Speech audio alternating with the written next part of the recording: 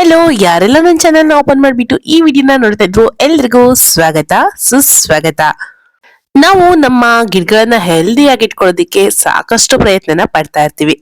ಆದ್ರೂ ಕೂಡ ಕೆಲವೊಂದಿಷ್ಟು ಕೀಟಗಳಿರುತ್ತಲ್ಲ, ಬಿಡದೆ ನಮ್ಮ ಗಿಡಕ್ಕೆ ಬರ್ತಾನೆ ಇರುತ್ತೆ. ಅದರಲ್ಲೂ ನಮ್ಮ ಜರ್ಬೇರ ಗಿಡಕ್ಕಂತೂ ಇವತ್ತು ತೋರಿಸ್ತಾ ಇರುವಂತ ಈ ಪೌಡರ್ ಮಿಲಿ ಸಮಸ್ಯೆ ಇದೆಯಲ್ಲ, ಇದು ಸರ್ವೇ ಸಾಮಾನ್ಯ ಆಗಿರುತ್ತೆ. ತುಂಬಾ ಜನಕ್ಕೆ ಈ ಪೌಡರ್ ಮಿಲ್ಡ್ಯೂ ಅಂದ್ರೆ ಏನು ಅಂತ ಗೊತ್ತಿರೋದಿಲ್ಲ, ಆದ್ರೆ ಸಮಸ್ಯೆನಂತೂ ಎದುರಿಸ್ತಾ ಇರ್ತಾರೆ. ಬನ್ನಿ ಪೌಡರ್ ಮಿಲ್ಡ್ಯೂ ಅಂದ್ರೆ ಏನು ಅಂತ ನೋಡೋಣ. ಜರ್ಬೇರ ಗಿಡದ ಎಲೆಗಳ ಮೇಲೆ ಬಿಳಿ ಅಥವಾ ಬೂದು ಬಣ್ಣದ ಪುಡಿ ತರ ಪದ್ರ ಇರೋದು. ಈಗ ಈ ಎಲೆನ ನೋಡ್ತಾ ಇದ್ರಲ್ಲ, ಇದ್ರ ಮೇಲೆ ಪೌಡರ್ ಮಿಲ್ಡ್ಯೂ ಅಟ್ಯಾಕ್ ಆಗಿದೆ. ಎಲೆ ಮಸ್ಕಾಗಿ ಕಾಣೋದು, ನಿಧಾನವಾಗಿ ಎಲೆ ಒಣಗ್ತಾ ಹೋಗೋದು, ಇದೆಲ್ಲ ಪೌಡರ್ ಮಿಲ್ಡ್ಯೂದು ಲಕ್ಷಣ ಆಗಿರುತ್ತೆ. ಈ ಪೌಡರ್ ಮಿಲ್ಡ್ಯೂ ಇದೆಯಲ್ಲ, ಇದೊಂದು ಫಂಗಸ್ ಡಿಸೀಸ್ ಆಗಿರುತ್ತೆ. ಇದನ್ನ ನಾವು ಟೈಮ್ಲಿ ಕಂಟ್ರೋಲ್ ಮಾಡದೇ ಇದ್ರೆ ಗಿಡ ದುರ್ಬಲ ಆಗ್ತಾ ಹೋಗುತ್ತೆ, ಹೂ ಬರೋದು ಕಡಿಮೆ ಆಗುತ್ತೆ, ಕೆಲವೊಮ್ಮೆ ಗಿಡನೇ ಹಾಳಾಗ್ಬೋದು. ನನ್ ಗಿಡದಲ್ಲಿ ಏನಾಗಿದೆ ಅಂದ್ರೆ ಹೂ ಬರೋದೇ ಇಲ್ಲ, ಹೂ ಬಂದ್ರೂ ಕೂಡ ಸಣ್ಣ ಸೈಜ್ ನಲ್ಲಿ ಬರ್ತಾ ಇತ್ತು. ಅವಾಗ್ಲೇ ನನಗೆ ಅದು ಅಂದಾಜಾಗಿದ್ದು, ಓಹೋ ಇದು ಪೌಡರ್ ಮಿಲ್ಡ್ಯೂ ಬಂದಿದೆ ಅನ್ಕೊಂಡು ಅವಾಗ ನನ್ಗೆ ಕನ್ಫರ್ಮ್ ಆಯ್ತು. ಅವಾಗ ನಾನು ಇದಕ್ಕೆ ಕೇರ್ ಮಾಡೋದಕ್ಕೆ ಬಂದೆ. ಮೊದಲನೇದಾಗಿ ಜರ್ಬೇರ ಗಿಡಕ್ಕೆ ಪೌಡರ್ ಮಿಲ್ಡ್ಯೂ ಯಾಕೆ ಬರುತ್ತೆ ಗೊತ್ತಾ?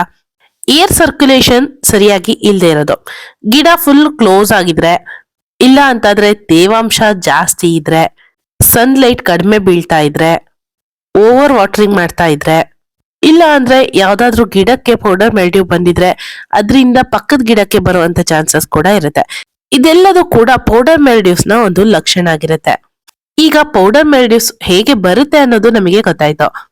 ಈಗ ಇದನ್ನ ಯಾವ ರೀತಿಯಾಗಿ ನಾವು ತಡಿಬಹುದು, ಅಂದ್ರೆ ಬಂದಿರುವಂತ ಸಮಸ್ಯೆನ ಯಾವ ರೀತಿಯಾಗಿ ಕಂಟ್ರೋಲ್ ಮಾಡಬಹುದು ಅಂತ ನೋಡ್ತಾ ಹೋಗೋಣ. ಮೊದಲನೇದಾಗಿ ಅಟ್ಯಾಕ್ ಆಗಿರುವಂತಹ ಎಲೆಗಳೆಲ್ಲ ಇರುತ್ತೆ ನೋಡಿ, ಅಂದ್ರೆ ಪೌಡರ್ ಮಿಲ್ಡ್ಯೂ ಬಂದಿರುವಂತಹ ಎಲೆಗಳೆಲ್ಲ ಇರುತ್ತಲ್ಲ, ಅದನ್ನೆಲ್ಲದನ್ನು ಈ ರೀತಿಯಾಗಿ ಕಟ್ ಮಾಡಿ ಬಿಸಾಕ್ಬೇಕು. ಹಾಗೆ ಒಣಗಿರುವಂತ ಎಲೆ, ಹಳದಿಯಾಗಿರುವಂತ ಎಲೆ ಏನಾದ್ರು ಇದ್ರೆ ಅದನ್ನು ಕೂಡ ತೆಗಿಬೇಕಾಗುತ್ತೆ.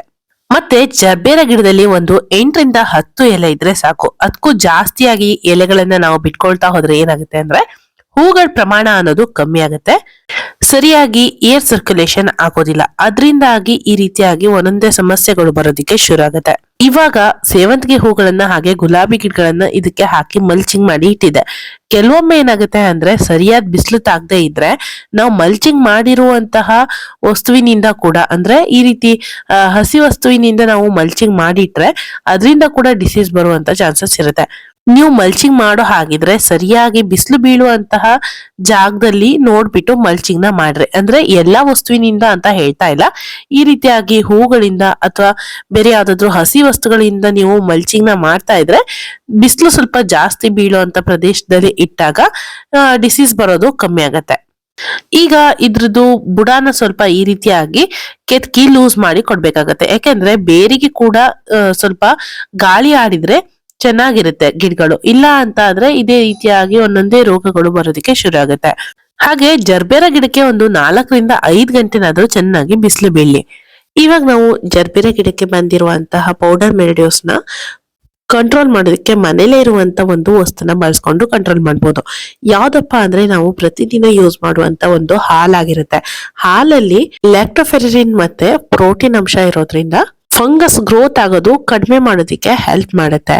ಹಾಲನ್ನ ನಾವು ಡೈರೆಕ್ಟ್ ಆಗಿ ಬಳಸೋದಿಕ್ಕೆ ಆಗೋದಿಲ್ಲ, ಇದಕ್ಕೆ ಸ್ವಲ್ಪ ನೀರನ್ನ ಮಿಕ್ಸ್ ಮಾಡ್ಕೊಂಡ್ಬಿಟ್ಟು ನಾವು ಬಳಸಬೇಕಾಗುತ್ತೆ. ಎಷ್ಟು ನೀರನ್ನ ಅಂದ್ರೆ ಇವಾಗ ನಾವು 1 ಕಪ್ ಆಗೋಷ್ಟು ಹಾಲನ್ನ ತಗೊಂಡಿದೀವಿ ಅಂದ್ರೆ ಅದಕ್ಕೆ 10 ಕಪ್ ಆಗೋಷ್ಟು ನೀರನ್ನ ಮಿಕ್ಸ್ ಮಾಡ್ಕೊಂಡು ಡೈಲ್ಯೂಟ್ ಮಾಡ್ಕೊಂಡು ಬಳಸಬೇಕಾಗತ್ತೆ. ಇದನ್ನ ನಾವು ಬಳಸಬೇಕಾದ್ರೆ ಆದಷ್ಟು ಬೆಳಗ್ಗೆ ಟೈಮ್ ನಲ್ಲಿ, ಇಲ್ಲ ಅಂತ ಆದ್ರೆ ಸಂಜೆ ಟೈಮ್ ನಲ್ಲಿ. ನಾನ್ ಸಜೆಸ್ಟ್ ಮಾಡೋದು ಸಂಜೆ ಟೈಮ್ ನಲ್ಲಿ ಬಳಸೋದು ಒಳ್ಳೇದು. ಬೆಳಗ್ಗೆ ಟೈಮ್ ನಲ್ಲಿ ಬಳಸಿದ್ರೆ ಏನಾಗುತ್ತೆ ಅಂದ್ರೆ ಬಳಸಿದ್ರ ಮೇಲೆ ಮತ್ತೆ ಬಿಸಿಲು ಬರುತ್ತೆ, ಗಿಡಗಳಿಗೆ ಹಾನಿ ಆಗೋ ಚಾನ್ಸಸ್ ಕೂಡ ಇರುತ್ತೆ. ಆದ್ರೆ ನಾವು ಸಂಜೆ ಟೈಮ್ ನಲ್ಲಿ ಬಳಸೋದ್ರಿಂದ ಏನಾಗುತ್ತೆ ಅಂದ್ರೆ ರಾತ್ರಿ ಫುಲ್ ಏನಾಗುತ್ತೆ, ಫುಲ್ ಕೋಲ್ಡ್ ಆಗಿರುತ್ತಲ್ವಾ, ಅವಾಗ ಗಿಡ ಅಬ್ಸರ್ವೇಷನ್ ಚೆನ್ನಾಗಿರುತ್ತೆ ಅಂತ. ಈಗ ಡೈಲ್ಯೂಟ್ ಮಾಡಿರುವಂತ ಹಾಲಿರತ್ತಲ್ವಾ, ಇದನ್ನ ನಾವು ಗಿಡಗಳ ಮೇಲೆ ಸ್ಪ್ರೇ ಮಾಡ್ಬೇಕಾಗತ್ತೆ. ಎಲೆ ಕೆಳಭಾಗದಲ್ಲಿ ಹಾಗೆ ಮೇಲ್ಭಾಗದಲ್ಲಿ ಎರಡೂ ಕಡೆಗೂ ಕೂಡ ಇದನ್ನ ನಾವು ಚೆನ್ನಾಗಿ ಸ್ಪ್ರೇ ಮಾಡ್ಬೇಕು. ಕೆಳಭಾಗದಲ್ಲೂ ಕೂಡ ಚೆನ್ನಾಗಿ ಯಾಕೆ ಸ್ಪ್ರೇ ಮಾಡ್ಬೇಕು ಅಂದ್ರೆ ಕೆಲವೊಮ್ಮೆ ಈ ಫಂಗಸ್ ಕೆಳಭಾಗದಲ್ಲಿ ಕೂಡ ಇರುತ್ತೆ, ಆದ್ರೆ ಮೇಲ್ಭಾಗದಲ್ಲಿ ನಮಗೆ ಗೋಚರ ಆದಂಗೆ ಕೆಳಭಾಗದಲ್ಲಿ ಇದು ಸರಿಯಾಗಿ ಗೋಚರ ಆಗೋದಿಲ್ಲ. ಅದಕ್ಕೋಸ್ಕರ ಎರಡೂ ಕಡೆನಲ್ಲೂ ಕೂಡ ನಾವು ಚೆನ್ನಾಗಿ ಇದನ್ನ ಸ್ಪ್ರೇ ಮಾಡ್ಕೊಬೇಕಾಗತ್ತೆ. ಈ ರೀತಿ ಸ್ಪ್ರೇ ಮಾಡಿ 1-2 ವಾರದೊಳಗಡೆ ನಮಗೆ ರಿಸಲ್ಟ್ ಅನ್ನೋದು ಸಿಗುತ್ತೆ.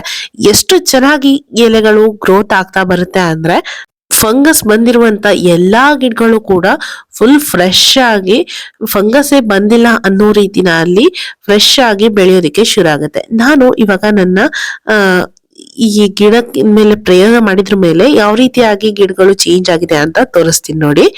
ಇವಾಗ ಇಲ್ಲಿ ನೋಡ್ತಾ ಇದೀರಲ್ಲ, ಇದೆಲ್ಲ ಫ್ರೆಶ್ ಆಗಿ ಬಂದಿರುವಂತ ಎಲೆಗಳು.